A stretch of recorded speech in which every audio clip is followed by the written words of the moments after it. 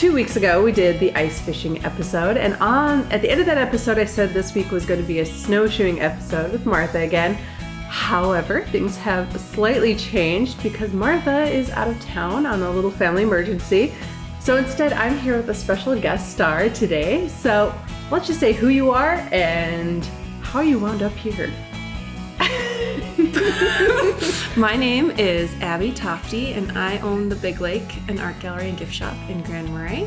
How did I get here? I grew up in Silver Bay. I've been a lifelong North Shore resident. Went away for a little bit, came back and realized I was crazy to leave, and have been here since 2010 and loving it ever since. All right, and you might recognize the Big Lake because you've sponsored the past couple of episodes. Absolutely. So there's been an ad, so definitely check out Abby and the Big Lake.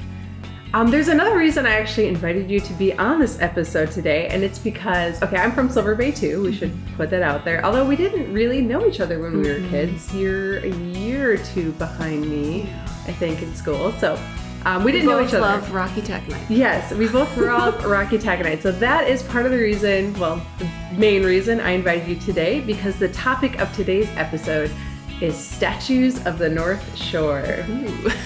So this is Exploring the North Shore with Abby and Jaye.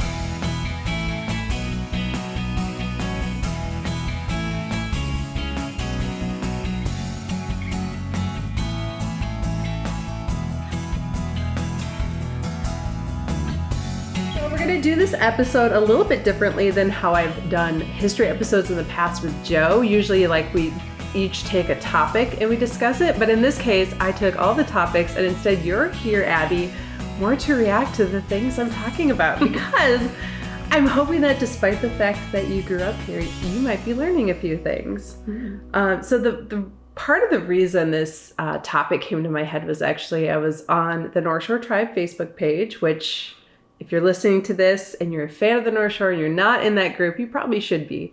It is a good way to get your North Shore fix. But Lee Radzak, who is the former lighthouse keeper at Split Rock Lighthouse, for the record, I could never say that without pausing between each word, and it's hilarious. But anyway, he posted a picture of this giant statue right by the aerial lift bridge in Duluth.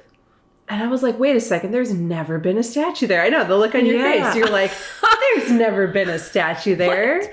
So it got me looking into it. And there's this really cool story about this giant, huge statue. But it also then got me thinking about other North Shore statues. So this whole episode is going to be on the history of two statues you can still see today. And of course, the one I just referenced, the King of Neptune in Duluth, that is gone now. Interesting. So it's not there. You're not going crazy. Yeah. You're not like, wait a second. In fact, I'm going to pull up really quick on my phone here. And I'll put these pictures. Whoops, I just dropped my phone. I'll put these pictures in the article. So if you're listening to this, you can follow it along. But I want you to look at some of these pictures. What? He's massive. That's nuts. Where is he? Okay, so here's the story behind it. Okay, so there's another one you have to see really quick. Scroll the next way. That guy. Whoa. Okay, so again, these pictures will all be posted. All the things Abby's currently reacting to will be posted on the article that will accompany this podcast. So definitely check that out to see this because this guy is big. So here's the story behind the King of Neptune, the now gone statue in Canal Park. In 1959, something pretty big happened in Duluth. The modern seaway opened up, which allowed Duluth to be designated a foreign trade zone. This attracted international freighters into the Twin Ports and made Minnesota the actual furthest inland international port in the country. This was a huge, huge, huge deal, so much so that Minnesota celebrated it at the state fair by building this giant King of Neptune statue. So according to zenithcity.com, which by the way is another website you should check out if you're a huge Duluth fan, the state celebrated this monumental accomplishment by constructing a large gold-colored statue of Neptune, the Roman god of the sea. He was displayed at the 1959 State Fair, and then at the end of the State Fair, on October 29th, 1959, the Neptune statue made his way to Duluth, where he was mounted atop a concrete pedestal in Duluth's Canal Park near the North Pier. So if you're on the South Pier, which is the Park Point side, and you're looking towards Duluth, there's just this huge guy standing there. And he is big. He is massive and impressive. He, as mentioned before, he was painted gold, and he stood 26 feet high. And he was perched on top of a 6-foot tall concrete pedestal. So, like, that's taller than my house. That's insane. He's huge. He's bigger than any other statue that was on the North Shore at the time. Can't remember the size of the Paul Bunyan statue, but I think he's pretty close to that size. Like from Brainerd? Yeah. The Brainerd Paul Bunyan statue. In his right hand, he holds a trident, and in his left arm, he cradles a replica of the freighter Roman de Lorinaga. Sorry if I butchered that. That was the first ocean-going vessel of the modern era to pass through the Duluth Ship Canal and under the aerial lift bridge. That's a fun fact. Yeah. So, I mean, it's kind of cool. I mean, you can see right there in the picture, he's kind of cradling this ship in his arm. What's really cool, too, is like if you look at some of these pictures, there's really people standing at the base. What's really cool is the definition on those muscles. Oh, yeah. This guy he is definitely a god because he's very well built. He is not wearing a shirt. Nope. He's like, sure is not. He's a full bearded man. He's wearing a skirt type garment with one leg sticking out, kind of this like little sassy Marilyn Monroe sort of sexy. Look at my leg here. Yeah. I got this gorgeous thigh muscle that I'm going to show you. Well, he worked hard for it. So. Yeah, he did. So he was just a very popular attraction. In fact, Mayor E. Clifford Mork declared the King of Neptune to be a tremendous tourist attraction. Well, yeah. Right? I would go. I'd be like, I want to go. Where is he? Take a picture. Oh, I'm getting to that. Very good question. First of all, he was awesome. People loved him, but he was a pain in the butt. Why? For maintenance workers. According to zenithcity.com again, the King of Neptune was made out of fiberglass and a weatherproof plastic component. And soon the statue was pockmarked with scars from rocks tossed up by Lake Superior waves and this is my favorite part, misbehaving children. So kids are throwing rocks at him, and it turns out fiberglass is not that durable. Workers were constantly patching and repainting the statue, costing the city about $300 a year, which in 2008, that was the equivalent of like $2,000. Oh, so, okay. You know, not a cheap statue, especially if you're looking at year after year after year. But luckily for the city, unluckily for the rest of us, on June 4th, 1963, at 5:45 a.m., the King of Neptune became no longer a problem for the city. What happened? So because of his maintenance issues, he was set to be removed from his base and brought in to have major repairs done. And I can only imagine they were probably planning to put some sort of a cast or something on him to make him a little more durable. But they're going to full-on remove him from his pedestal. And of course, as you can see in the pictures here, he's on a concrete pedestal. There's like a wood or a metal base or metal bar going into the base. Okay. So they decided to remove him from the metal base using blowtorches because that's, sounds epic. You could cut or you could burn it off, and burning it off sounds more fun. But it turns out, little unbeknownst to the maintenance workers, the waterproof material that he was made from was paper mache. Oh. Inside his form was basically paper mache. Sparks from the torch and the internal support pipes set the paper mache ablaze, and the entire statue burned in a matter of minutes. No. Leaving behind just a pile of ash. Can you imagine? Did someone take a picture of that? I couldn't find one, but man, I could just imagine that poor worker. And it's super early in the morning. I mean, it's 5:45 a.m. They probably had gone there before like the tourists came. Oh no. And I'd love to get this guy off, and we can do it without anybody seeing anything. No big deal. He'll go away for a little bit and then come back. And that is not at all what happened. Oh He burned. Can you imagine like being that guy? Just stand there and watching this giant like 26-foot statue just in flames in front of you, and everybody just kind of like mouth agape, standing there. Oh, no. So that was the end of the King of Neptune statue in Duluth. He was replaced with the tugboat Bayfield, and that now sits where he stood. So if you know where the tugboat is, that's where he used to be. Oh, my. So he was only there for 4 years. He was only there for 4 years. Like this huge, big celebration, this big accomplishment, becoming an international port, put Minnesota on the map internationally, put Duluth on the map, big thing, and gone in minutes. Just gone. Like, not there anymore.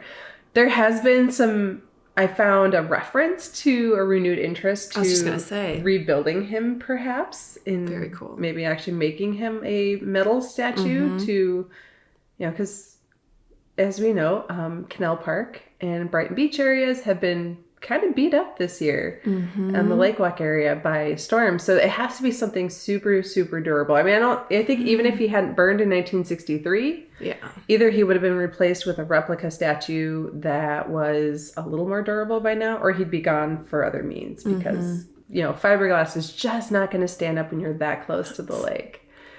But yeah, so there's been some interest in rebuilding him, but I suggest everybody just go online and search King of Neptune Duluth statue. Take a look at this guy. I mean, he's crazy big and crazy awesome. So I wish he was still there. Me too. That's awesome. I know. What is he stepping on? Oh, yes. So I was looking at that, and does it look like a turtle to you? That's what I was thinking too. No references was made to the King of Neptune stepping on a turtle. But if you, from that angle, it looks like a really sad turtle. Like, this guy weighs a lot. Why is he stepping on me? Why are you on Michelle, dude? Yeah. But I can't figure out why there's a turtle on the statue. Like, it doesn't, maybe it's supposed to, like, be an indicator of the ocean. Maybe it's a sea turtle. But I don't know. Why is he stepping on him? Yeah. And that's really the only angle that you see that, like, that photo kind of shows you the turtle. The rest you can kind of see him, but he almost looks more like part of his outfit. But in that one, you see the face of the turtle. Interesting. So if you happen to know, if you remember seeing the King of Neptune statue between 1959 and 1963 in the Duluth Canal Park area, let us know.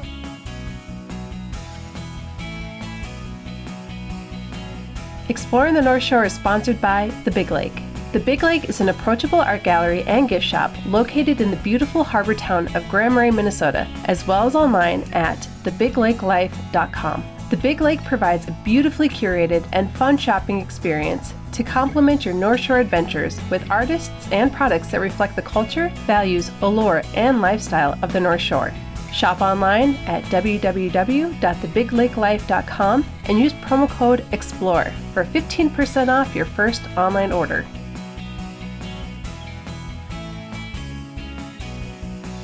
Okay, so now, flip my thing here. We are moving up the shore to our hometown of Silver Bay. Before I go on, I do want to say I was researching this. I started with the King of Neptune, and I didn't know much about him, so it was really fun researching him. Rocky, I felt like I knew a fair amount about, but in researching him, I learned more, and then I forgot a certain element to the story. Oh, goodness. And it wasn't until I was researching some articles that I'm like, oh, I have a very close connection to what we're about to talk about. What? And you probably are, maybe you know, maybe you don't. We'll get there and you'll be like, okay, I know exactly where you're going with this. Daddy? Yes.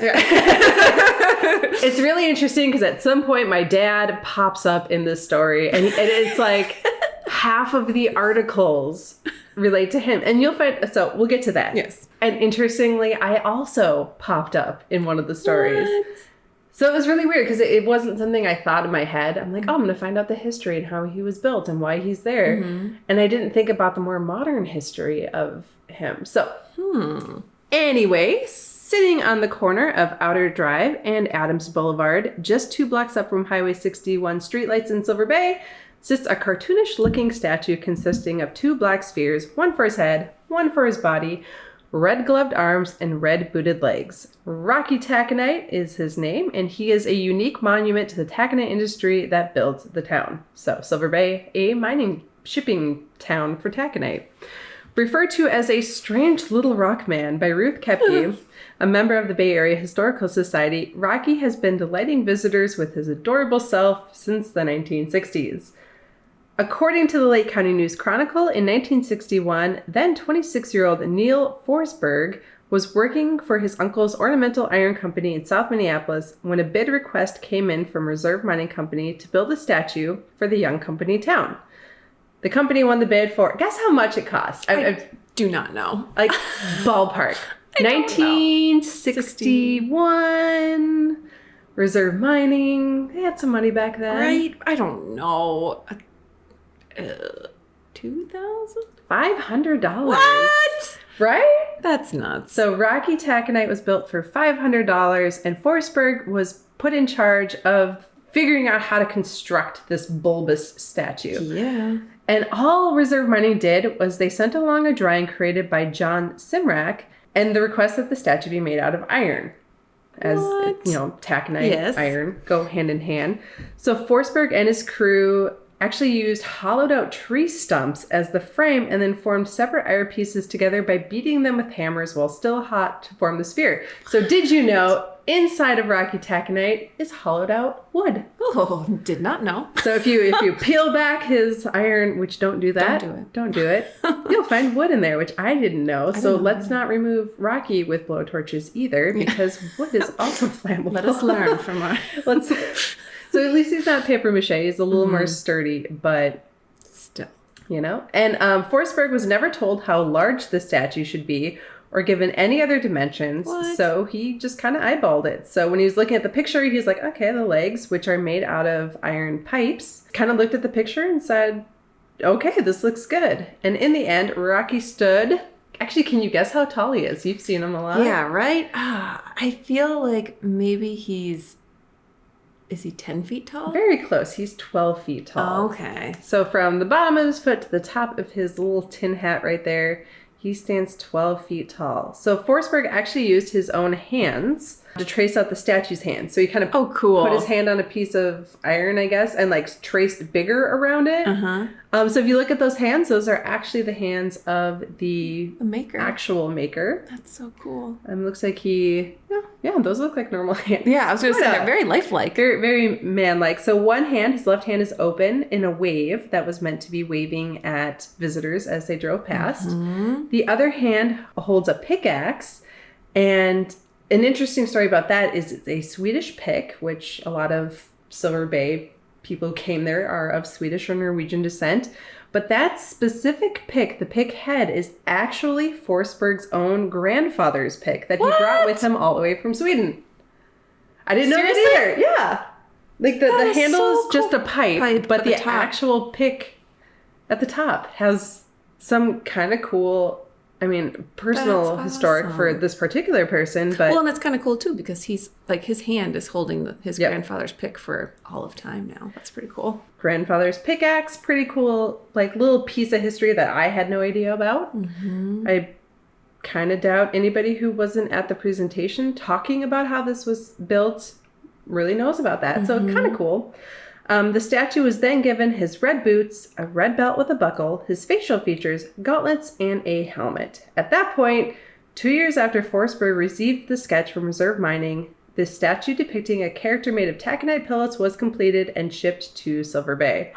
There's a funny kind of story that he includes with this, and that is he at the time had a 2-year-old son, which another kind of cool thing because he started it 2 years earlier, probably when his son was just being born. Mm-hmm. And then 2 years later, it was done, and he had it sitting in an alleyway in Minneapolis. No way. I guess beneath like a light that was like flickering. Well, he was sitting in this alleyway, and he brings his son out, and his son like looks down the alleyway and sees this statue under this flickering light, and like I guess he just screamed. Oh my word. It was like holding onto his dad's leg, and he refused to go any closer. So that was the first time anybody not working on the statue actually saw him. Oh, funny. Well, my goodness, to see like such an like strange looking statue under flickering nights. No, thank you. You know, this wooded corner in Silver Bay. Yeah. Kind of funny and kind of cartoonish. Yes. But in South Minneapolis in an alleyway, not the same experience. Yeah, but probably really good house protection. Yeah. So, But he was shipped up to Silver Bay. And once at home at Reserve Mining, a competition was held to name the statue. The other name he could have been was Petey Pellet. So Petey Pellet and Rocky Taconite were the two finalists. Of course, we all know now that Rocky Taconite won out, and on or around July 15th, 1964, he was put atop his perch, originally in Silver Bay's downtown area. Yes. Although I don't know exactly where. It was right in front of the post office. That's remember? Because your parents could go into Zups and then you'd get to play on Rocky. It was when we were little too. Really? Yes, because I remember playing on Rocky. I don't remember that. When we were really little. Oh my God. Okay. And then it moved. But it was right in the middle there, in front of the post office in that grassy area. In the Penny Starkovich Park now. Yes. Okay. Mm-hmm. So that's where he was, in front of the post office. There's still a park there. You can go there.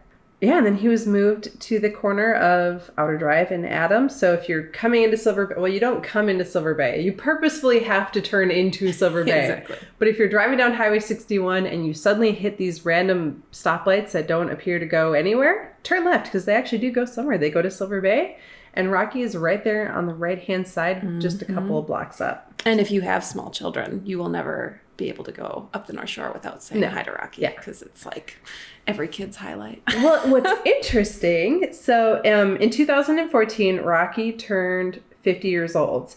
And while the statue himself is sitting on Outer Drive in Silver Bay, and that's popular, people stop all the time. You see people taking pictures there constantly, especially in the summer months.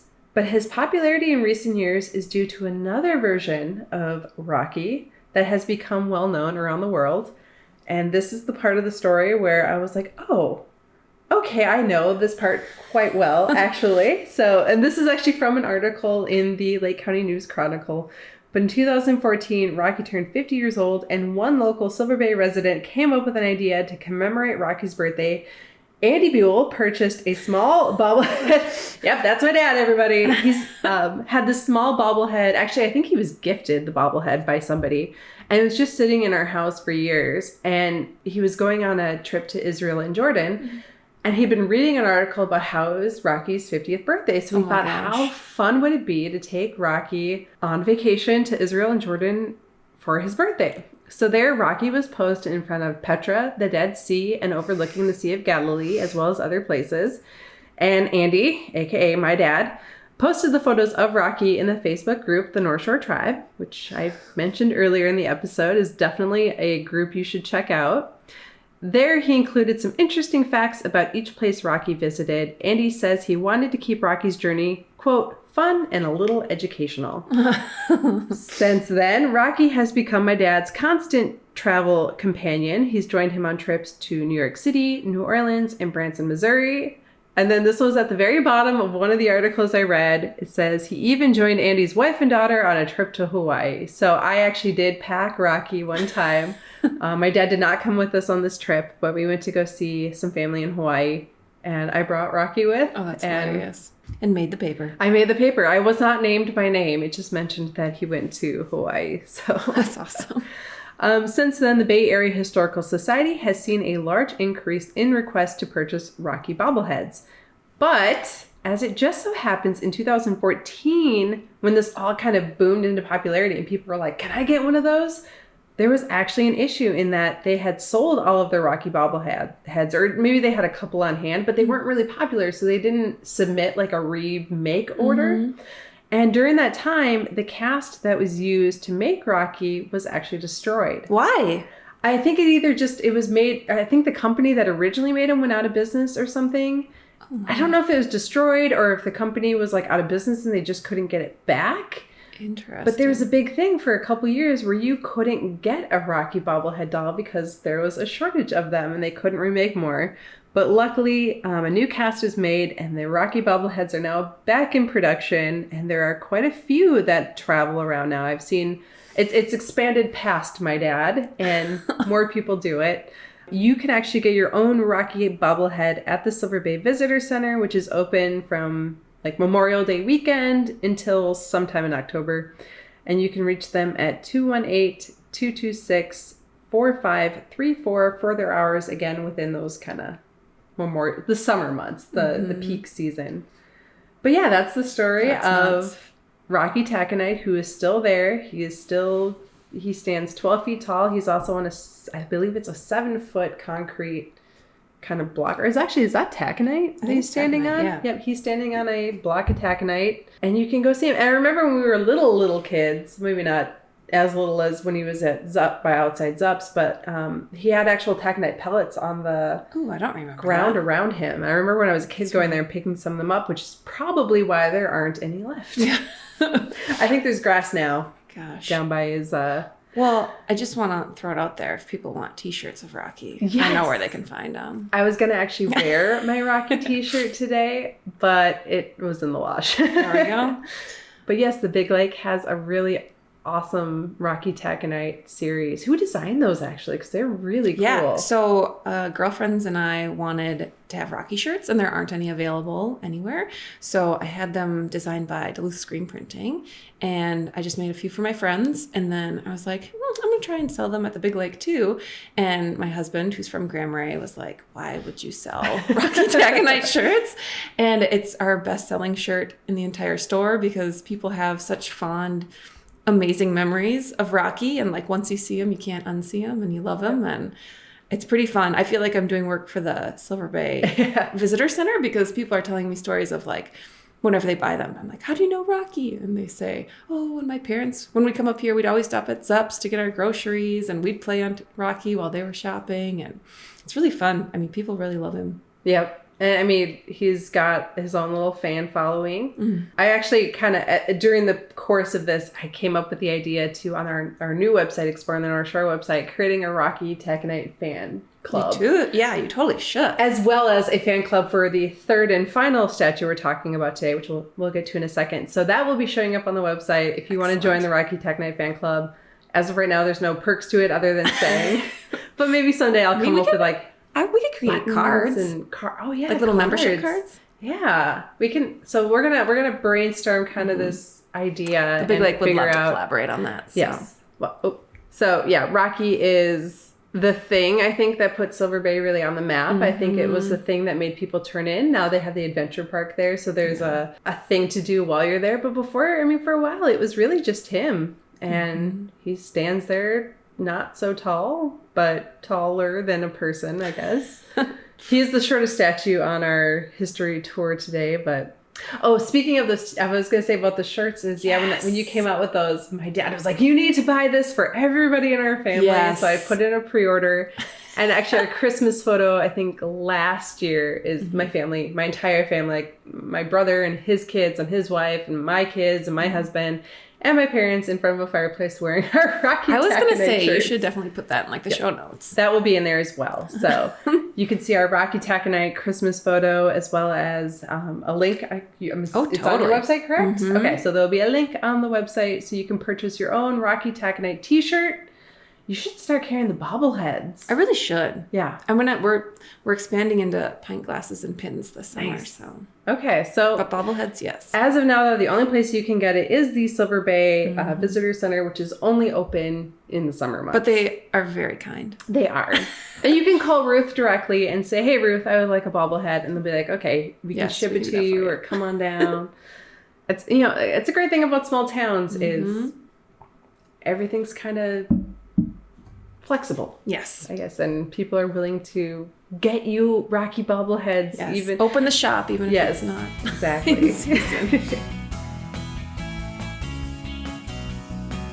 This podcast episode is sponsored by Cascade Vacation Rentals. They know that life has a tendency to be overwhelming at times, and busy schedules often leave people feeling overwhelmed and disconnected. That's why they're here, to offer you the space and opportunity to reconnect to what's important. Cascade Vacation Rentals has one of the largest selections of privately owned vacation rental homes and cabins on Minnesota's North Shore of Lake Superior, from Duluth to the Canadian border. Their team is there to help you and your family or small group enjoy a vacation you'll remember for years to come. Visit them online at www.cascadevacationrentals.com. And don't forget to use promo code PODCAST for the largest % off discount available at any given time. Again, that's www.cascadevacationrentals.com.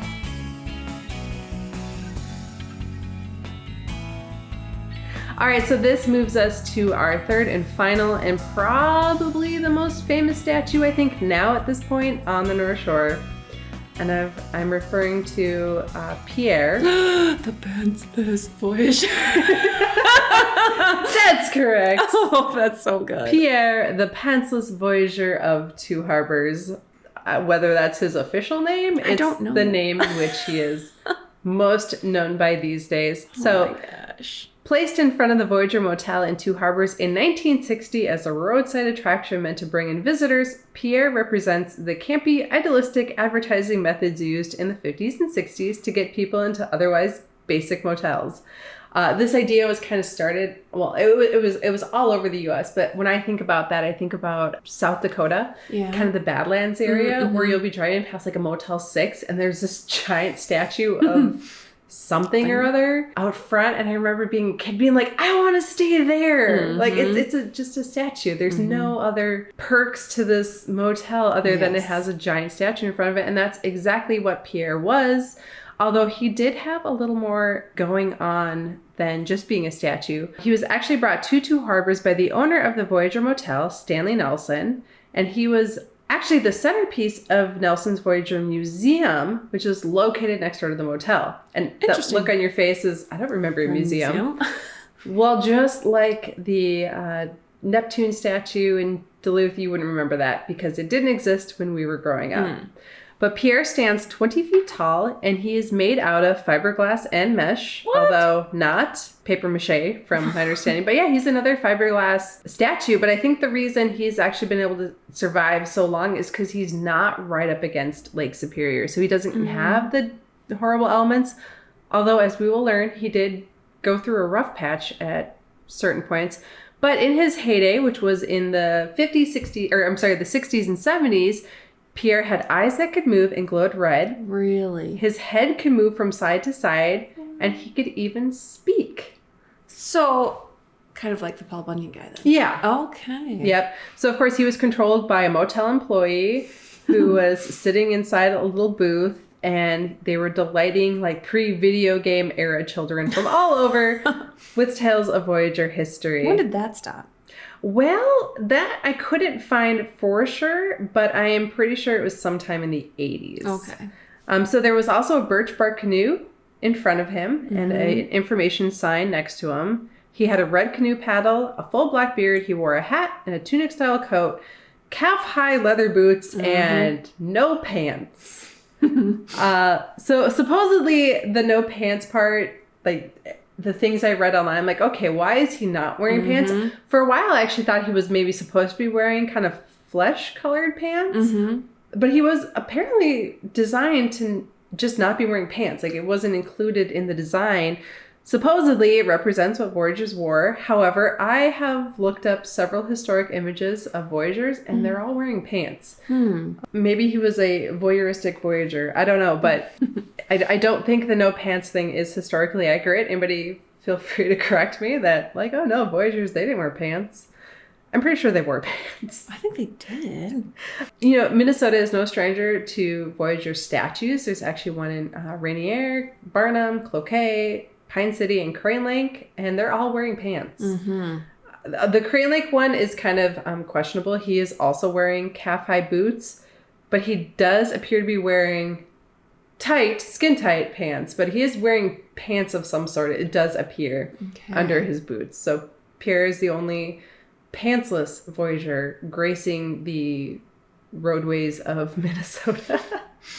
Well, he looks good. I mean, yeah. I mean, he's kind of got that boxy build, like that we've referenced the Paul Bunyan statue a few times. Kind of has that feel to him. After the 1970s, the museum closed and Pierre became neglected. And this is kind of the Pierre I remember from my childhood. His head no longer rotated to greet guests. His eyes became dark slits that no longer looked side to side, and his voice was silenced. The canoe and information sign disappeared, and Pierre's beard grayed over time with the weather. To be expected. Yeah. At some point, he lost his paddle, and it was just never replaced. Because where do you find a 15-foot high paddle? I do not know. You know? They did at some point, but Pierre basically became a sad representation of an iron ore shipping town that had seen better days. In 2008, the back half of the Voyager Motel, which once held the museum, was destroyed, and Pierre the Pantsless Voyager was almost destroyed with it. What happened? Well, thanks, Facebook. Someone had the mindset to create a Pierre the Pantsless Voyager of Two Harbors Facebook page and basically gave Pierre his voice back. And this seemingly overlooked and forgotten statue had this brand new life and thousands of fans on Facebook. He was on Facebook. Pierre was witty and clever. He would comment it on things happening. Oh, you found an upshot. I did. Abby's looking at pictures right now, and yeah, somebody like that one. Somebody decided to do that. Yeah. Sorry. That was really funny. Now I'd expect to see when I looked over there. But he would comment on things like the weather, local elections, and just kind of what was happening around him, like greeting visitors to Heritage Days, which is the big celebration in Two Harbors every year. And thanks to Facebook and some very persistent fans who refused to let the iconic statue be destroyed before an O'Reilly auto parts store was built where he stood, Pierre found himself moving to a new home. So in 2011, Pierre the Pantsless Voyager of Two Harbors made one last voyage, this time to the Earthwood Inn, which is located at the intersections of kind of where the Scenic Drive ends and Highway 61, just outside Two Harbors. If you haven't been here since 2011 and you're trying to picture that, it's past the car dealership, and he just kind of stands right there on Highway 61 greeting people. He proudly faces Highway 61 and kind of says hey to people as they come in. He can talk apparently again. Really? He does have the ability to talk, although I couldn't tell if he does it regularly or not. I haven't noticed it myself, but he did receive a fresh paint job, so his beard is once again a darker brown black color. A new paddle was purchased, and the owners of the Earthwood Inn even put a canoe, another birch bark canoe, at his feet so that visitors can once again enjoy photo ops like they did in the 60s and 70s. So if you kind of, let's see, bigger picture of like where he is now. There he is, yep. So there's the birch bark canoe sitting at his feet. That's really beautiful, actually. Yeah. And you know what's funny is I've been meaning to go up and say hi to him. I was a fan on Facebook. I was living, I think in California when all this happened. I was like, don't destroy Pierre, like find him a new home. I was following the whole saga and was very happy he got his new home. But I hadn't noticed the birch bark canoe until I did this article, and I was like, oh, I need to go there and like plop my kids in there. Yeah. So he has not, however, been without incident since moving to his new home. In fact, in March of 2017, Pierre's arm, the one that holds the paddle, was injured and broke off in a windstorm. Oof. And the question became, how the heck do you replace, like it was hard enough, I think, to replace the paddle, but how do you replace a whole arm? So for a while, his arm sat in a sling and his paddle sat at the ground by his feet. Oh, sad. Luckily, the folks at Earthwood Inn were able to find a statue doctor to repair him, and in June of 2017, the Electroforge Custom Welding and Marine Fabrication Company came through with a new arm for Pierre. He once again stood tall and proud with a paddle in his now repaired arm.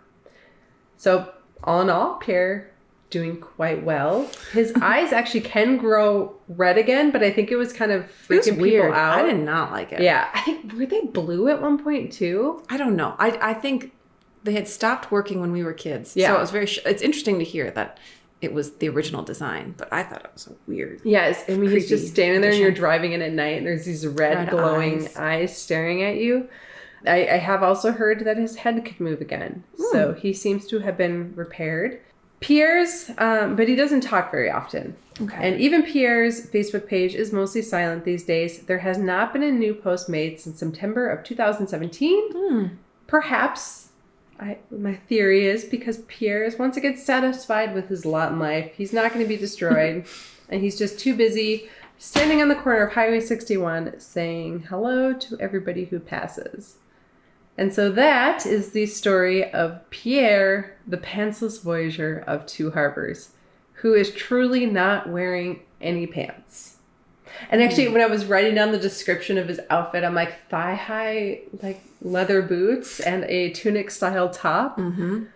Pierre's got some, like, mid-90s teenage girl things going on for us. This is great.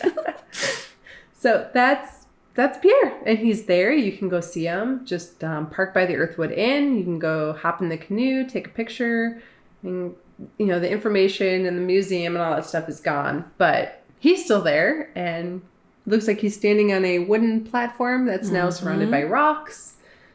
And I think Pierre is there to stay. They've definitely put a lot of work and effort into reviving him and making him kind of that centerpiece again. But yeah, I remember as a kid, for a long time, he was just this weird, sad statue in the parking lot next to Subway. I always loved him. I did too, but it was just, he seemed bizarre to me. Like he didn't fit where he was. Yeah.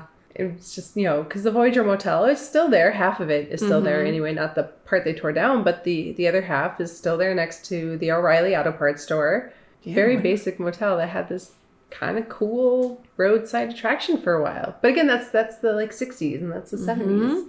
Oh, I love it. I know. I also think it's super interesting that it went up a year after the Neptune statue went up. I'm sure there was a lot of look at what's bringing, or look at how many people are coming just to see this. Why don't we add it to our business? That makes perfect sense. And, again, Stanley Nelson was the guy that was like, I've got this idea. And he had a love for Voyager, so he wanted to create a Voyager museum. And that's really cool. I like that part. Pierre just stood in the front.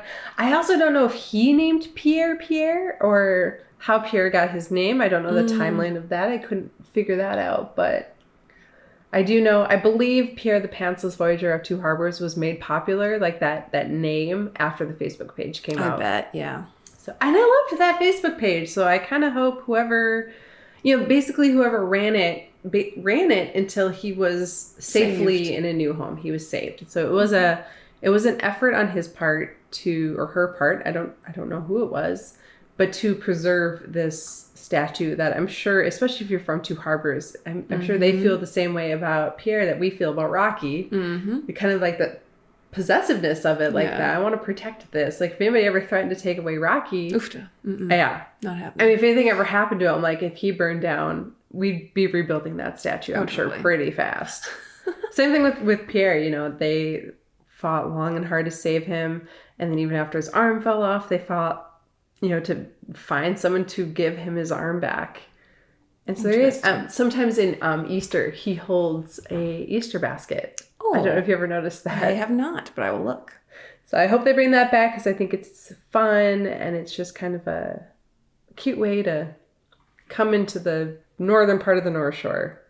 Oh, fun. Yeah. So that has been our history lesson today on statues of the North Shore. Again, two that you can see, Rocky and Pierre, are still there. They love taking selfies, so swing on by and take those pictures. The King of Neptune is now gone, no longer in Canal Park.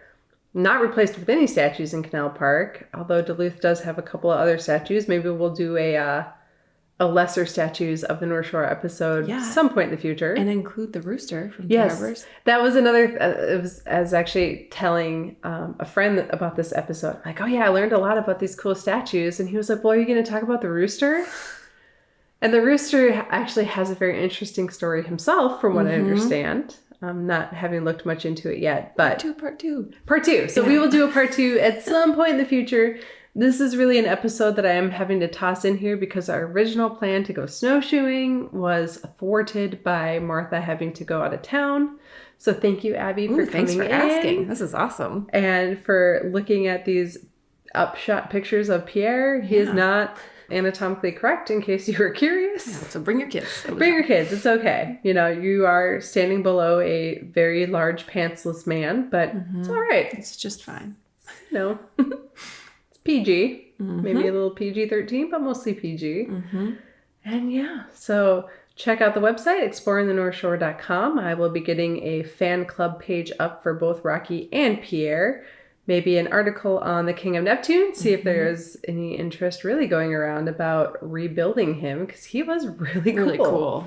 And if you can remember seeing him as a kid and can remember if he's standing on a turtle, we're very curious, because it does appear that he is, and I would love to hear more or see more pictures. So I'll make sure that's all available on the website. But that's it for today.